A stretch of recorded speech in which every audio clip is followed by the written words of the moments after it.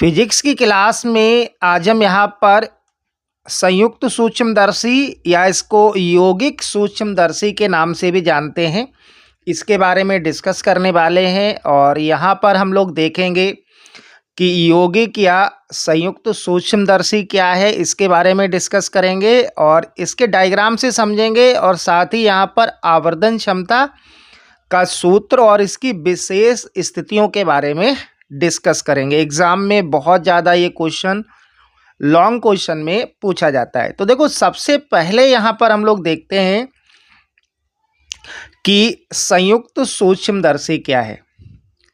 ठीक है, तो आप ध्यान रखना, यहाँ पर हमने लिखा भी है कि यह दो लेंसों के संयोग से बना एक ऐसा प्रकाशिक यंत्र है जिसकी सहायता से अत्यधिक छोटी यानी कि सूक्ष्म वस्तुओं या कणों को स्पष्ट रूप से देखा जा सकता है। आप ध्यान रखना बेटा कि जो संयुक्त सूक्ष्मदर्शी होता है, इसमें दो लेंसों का यूज किया जाता है, यानी कि दो उत्तल लेंस होते हैं और इसकी सहायता से अति सूक्ष्म या आप कह सकते हो अत्यधिक छोटी वस्तुओं को स्पष्ट रूप में देखा जाता है। आपको समझ में आ गया होगा। इसके बाद देखो, अगर हम इसकी संरचना की अगर बात करें तो इसमें धातु की एक बेलनाकार नली के एक सिरे पर कम फोकस दूरी और छोटे द्वारक का उत्तल लेंस लगा होता है, जिसे अविदृश्यक लेंस कहते हैं। ध्यान रखना, ठीक है, कि धातु की एक बेलनाकार नली के एक सिरे पर कम फोकस दूरी और छोटे द्वारक का एक उत्तल लेंस लगा होता है, जिसे अविदृश्यक लेंस कहते हैं। यानी कि एक जो लेंस होगा वो छोटा होगा तथा अधिक फोकस दूरी और बड़े द्वारक का एक दूसरा उत्तल लेंस लगा होता है, जिसको नेत्रिका लेंस कहते हैं। आप बहुत आसानी से इस थ्योरी को याद कर सकते हो। यानी कि इसमें एक कम फोकस दूरी और छोटे द्वारक का एक लेंस होता है, जिसको आप अविदृश्यक लेंस कहते हैं, और एक और लेंस लगा होता है जो अधिक फोकस दूरी और बड़े द्वारक का होता है, जिसको नेत्रिका लेंस कहते हैं। ठीक है, तो आपको थ्योरी में इतना ही याद रखना है। अब देखो, इसको थोड़ा डायग्राम से समझते हैं। ठीक है, देखो यहाँ पर डायग्राम हमने बना रखा है इसका, आप थोड़ा डायग्राम से समझिए। देखो बेटा, यहाँ पर एक लेंस आपको छोटा दिखाई दे रहा होगा और एक लेंस बड़ा दिखाई दे रहा होगा। आपको इसी टाइप से डायग्राम बनाना है। तो जो छोटा लेंस है, ये आपने अभी बोला भी था कि ये छोटे द्वारक का है, ठीक है, और कम फोकस दूरी का ये वाला लेंस है, जिसको आप अविदृश्यक लेंस कहेंगे। और एक बड़ा लेंस है, ये अधिक फोकस दूरी और बड़े द्वारक का लेंस है, जिसको आप नेत्रिका लेंस कहेंगे। ठीक है, अब देखो, इसको जरा अच्छे से समझते हैं डायग्राम को, क्योंकि यहाँ से हमें आवर्धन क्षमता का सूत्र भी ड्राइव करना है। तो देखो बेटा, पहले आप जिस हिसाब से मैं समझा रहा हूँ उसी हिसाब से समझना। सबसे पहले आप एक मुख्य अक्ष को ड्रॉ कर लेंगे। ठीक है, क्योंकि यहाँ पर हमने प्रॉपर लिख रखा है, डायग्राम भी पहले से बना लिया, जिससे कि कम समय में वीडियो कंप्लीट हो जाए। ठीक है, तो ये एक आपका प्रिंसिपल एक्सिस है, जिसको आप मुख्य अक्ष बोलते हो, और ये आपका कम फोकस दूरी और छोटे द्वारक का आप एक लेंस बना लेंगे। अब देखो, लेंस के लेफ्ट में एक वस्तु रखी है ए बी। तो ए बी क्या है? वस्तु है। आप यहाँ पर इस टाइप से लिख सकते हो। ठीक है, ए बी एक वस्तु रखी है। अब देखो, एक तो प्रकाश किरण लेंस पर मुख्य अक्ष के जब समांतर आपतित होगी, तो आपको मालूम है कि आपतित होने के बाद ये फोकस से निकल जाती है। ठीक है, फोकस से निकल जाएगी। और यहाँ पर जिस फोकस से निकल रही है, इसका हमने नाम दिया है एफ ओ। अब देखो, एफ ओ नाम क्यों दिया है? क्योंकि पहले लेंस को हमने ओ माना है। ठीक है, क्योंकि यहाँ पर दूसरा लेंस भी है। तो इसकी फोकस दूरी क्या हो जाएगी, FO। और दूसरी प्रकाश किरण इसके ऑप्टिकल पॉइंट से जा रही है देखो, तो ये सीधी निकल जाएगी। और ये दोनों जो किरणें हैं वो एक दूसरे को कहाँ पर काट रही हैं, देखो ए डैश पर काट रही हैं। तो ए डैश क्या होगा, वस्तु AB का प्रतिबिंब हो जाएगा। समझ में आ गया होगा, ठीक है। अब पहले इसी डायग्राम को इतना कंप्लीट कर लेते हैं। देखो, लेंस से वस्तु तक की दूरी क्या होती है, U होती है। हमने बोला अभी यहाँ पर हमने इसको UO लिया है। क्यों लिया है, क्योंकि यहाँ पर जो लेंस है उसका नाम हमने क्या दिया है, O। तो लेंस से वस्तु तक की दूरी क्या हो जाएगी, UO हो जाएगी। और इस वस्तु का प्रतिबिंब बनना है ए डैश पर। प्रतिबिंब को आप B से डिनोट करते हो, तो यहाँ पर हमने इसको BO से दिखा दिया। क्लियर हो गया होगा यहाँ तक डायग्राम ये, ठीक है। अब देखो, ये जो ए डैश है ये वस्तु AB का प्रतिबिंब बनना है, ठीक। अब इसके बाद यहाँ पर आप एक और लेंस लगा देंगे। क्या लगा देंगे, एक और लेंस लगा देंगे जिसको आप नेत्रिका लेंस बोलेंगे। क्या बोलेंगे, नेत्रिका लेंस, ठीक है। और नेत्रिका लेंस क्या है, अभी हमने आपको बताया था, ये अधिक फोकस दूरी और बड़े द्वारक का लेंस है, ठीक है। तो ये कौन सा हो गया आपका, नेत्रिका लेंस है। अब देखो, इस नेत्रिका लेंस के लिए जो ए डैश होगा, ये मान लो ये वस्तु हो जाएगी, ये वस्तु का काम करेगी, ठीक है। तो यहाँ से एक प्रकाश किरण क्या करेंगे आप, मुख्य अक्ष के समांतर आपतित करेंगे इस टाइप से। और ये देखो, आपको मालूम है कि जब भी प्रकाश किरण मुख्य अक्ष के समांतर आपतित होती है तो वो फोकस से निकल जाती है। और यहाँ पर देखो फोकस क्या है, FE है। FE क्यों लिया, क्योंकि इस लेंस को हमने E माना है, ठीक। और दूसरी प्रकाश किरण इसके देखो E से जा रही है, तो ये सीधी निकल जाएगी, ठीक है। अब करना क्या है, इन दोनों प्रकाश किरणें देखो समांतर जा रही हैं, तो ये आगे तो कहीं मिलेंगी नहीं जाके, क्योंकि अनंत पर चली जाएंगी। तो इन प्रकाश किरण को हम लोग पीछे बढ़ाएंगे, और पीछे बढ़ाने पर आप स्केल से बना लेना, ठीक है। तो जहाँ पर इन प्रकाश किरणों को, यानी कि एक ये वाली प्रकाश किरण और एक ये जो समांतर जा रही हैं, जब इनको हम पीछे लाएंगे तो जहाँ पर ये दोनों प्रकाश किरणें एक दूसरे को काटेंगी, आके पीछे लाके देख लेना आप, जहाँ पर काटेंगी वो इस लेंस यानी नेत्रिका लेंस का प्रतिबिंब बनेगा, और उसका हमने नाम PQ दिया है। क्या दिया है, PQ। तो यहाँ पर भी देखो दूरियां देख लेते हैं। लेंस E से ए डैश तक की दूरी क्या होगी, UE हो जाएगी, क्योंकि यहाँ पर जो ए डैश है वो लेंस E के लिए वस्तु का कार्य कर रहा है। तो दूरी क्या हो गई, UE हो जाएगी। देखो ये माइनस में होगी क्योंकि लेफ्ट में है, ठीक है। और प्रतिबिंब कहाँ पर बन रहा है, देखो VE पर, मतलब PQ बन रहा है। तो ये PQ से लेंस E तक की दूरी क्या होगी, BE हो जाएगी। ये प्रतिबिंब की दूरी को ही हम -D ले लेंगे ये, ठीक है। अब देखो इसके आवर्धन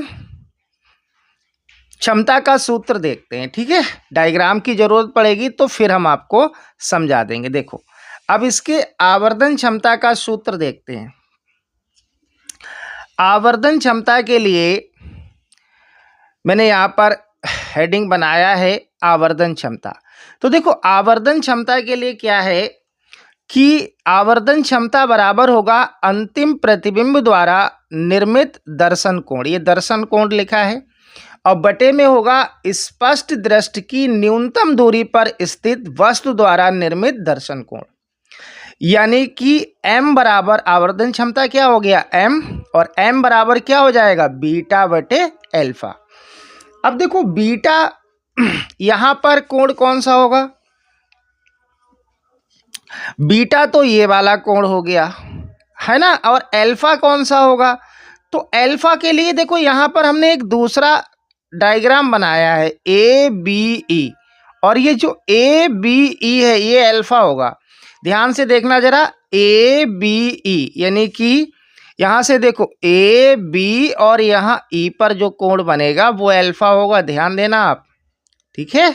क्या होगा, अल्फा हो जाएगा, ए बी ई, ठीक है। तो यहाँ पर कोण बनाया नहीं है हमने, जो कोण बनेगा वो अल्फा होगा, जरूरत नहीं है, आप बनाएंगे भी नहीं, ठीक है। देखिएगा तो यहाँ से m बराबर क्या हो गया, बीटा बटे अल्फा, और इसको हम लिख लेंगे tan बीटा अपॉन में tan अल्फा। अब देखो इसको जरा सॉल्व करेंगे, आपको मालूम होगा कि tan बीटा बराबर क्या होता है, लंब बटे आधार होता है। क्या होता है, लंब बटे आधार।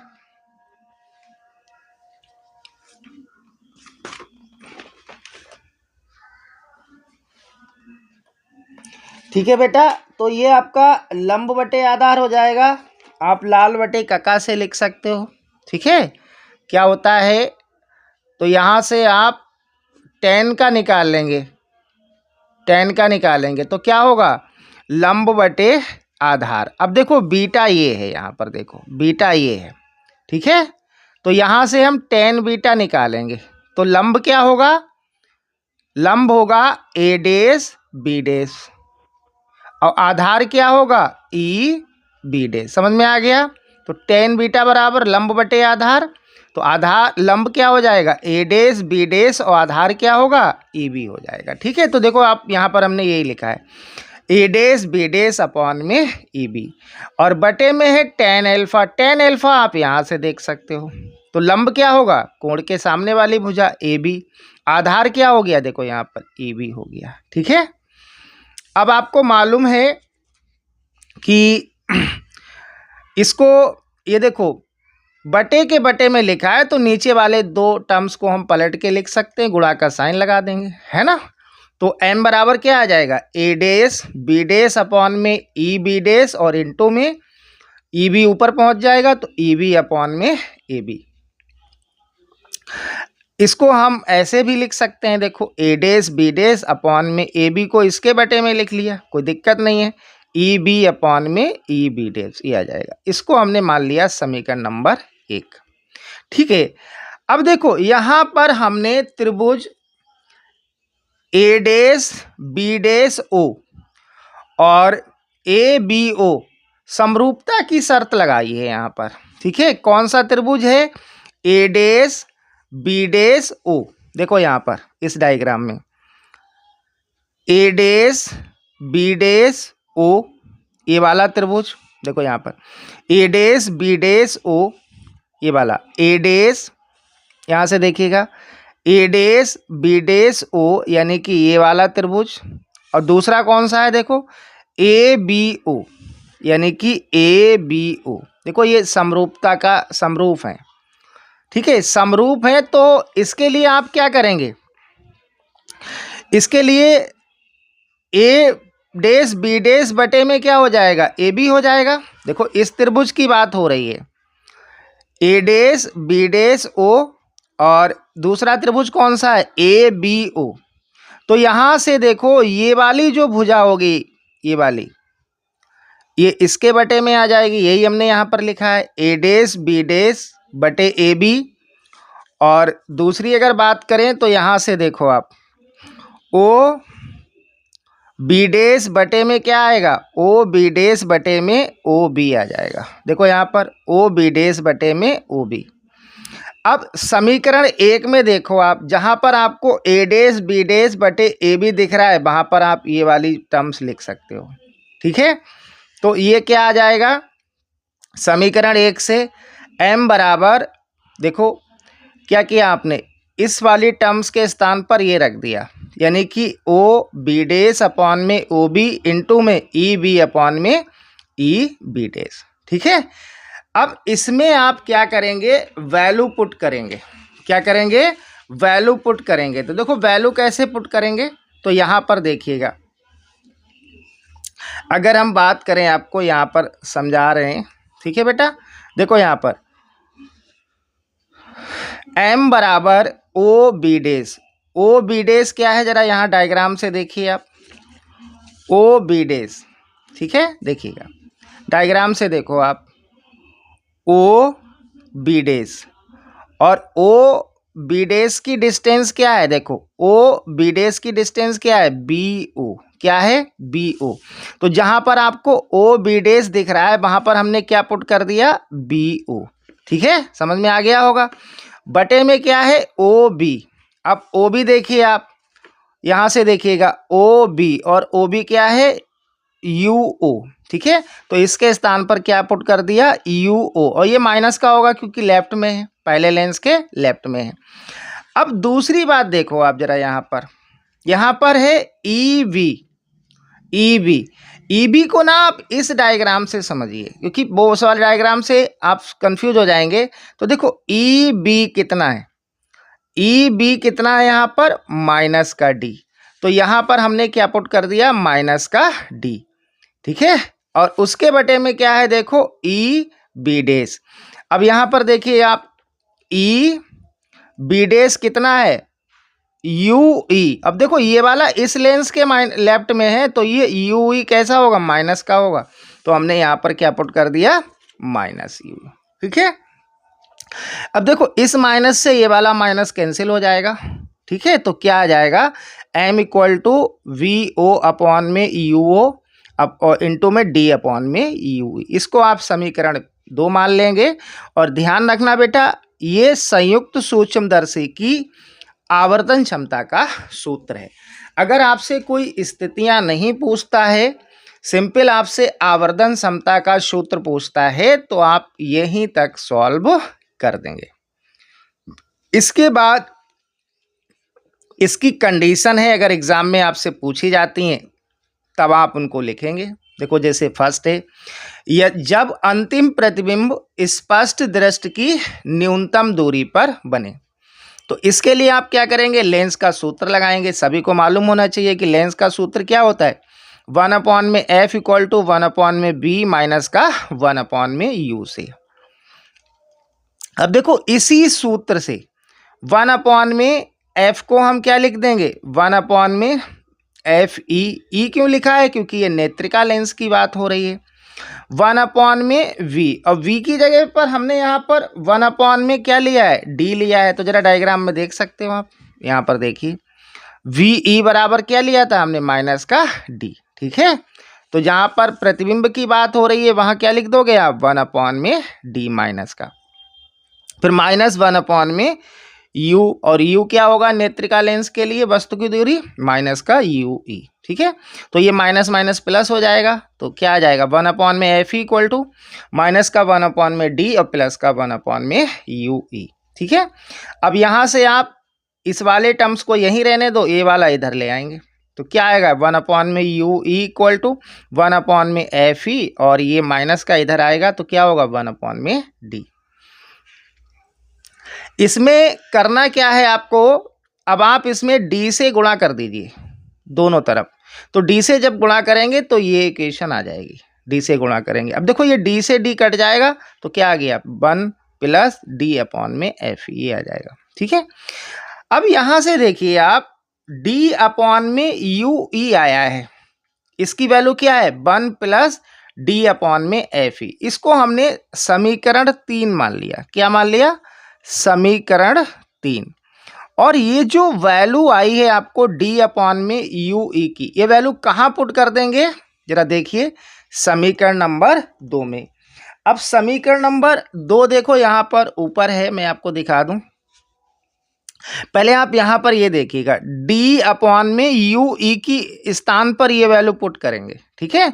तो समीकरण में देखिए आप, इसमें आपको दिख रहा होगा d अपॉन में यू ई है, तो इसके स्थान पर हम वैल्यू क्या पुट कर देंगे, 1 अपॉन में d plus 1 plus D upon में एफ ई, क्योंकि d अपॉन में यू ई की वैल्यू क्या है, 1 प्लस डी अपॉन में एफ ई, वो वैल्यू यहाँ पुट कर देंगे, ठीक है।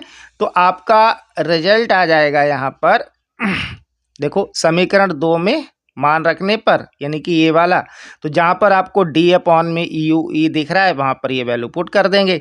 तो यहाँ से रिजल्ट क्या आएगा, एम इक्वल टू माइनस का वी नॉट अपॉन में यू नॉट, यानी कि वी जीरो अपॉन में यू जीरो, और इंटू में डी अपॉन में यू ई के स्थान पर ये वैल्यू पुट कर दी हमने, तो 1 प्लस डी अपॉन में एफ ई।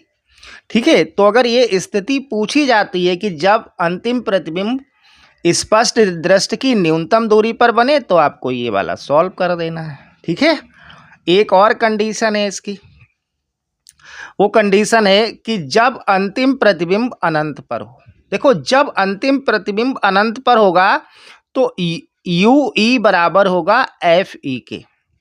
तो समीकरण 2 में जहां भी आपको यू ई दिख जाएगा वहां एफ ही रख दोगे। देखो कैसे, फिर से दिखा रहा हूं। समीकरण 2 में देखो यहाँ पर क्या है, यू ई है, तो यहाँ पर आप एफ ई पुट कर दोगे, एडजेक्टिव पूरा ऐसे ही लिख दोगे आप। ठीक है, तो देखो तो क्या आ गया, एम इक्वल टू माइनस का वी जीरो अपॉन में यू जीरो इंटू में डी अपॉन में एफ ई। ठीक है, तो ये क्वेश्चन आपका कंप्लीट हो गया। बहुत इंपॉर्टेंट क्वेश्चन है, अच्छे से आप कर लेना, एग्जाम में बहुत ज़्यादा पूछा जाता है। ठीक है, और अगली क्लास में हम लोग इसी से रिलेटिव और क्वेश्चंस के बारे में डिस्कस करेंगे।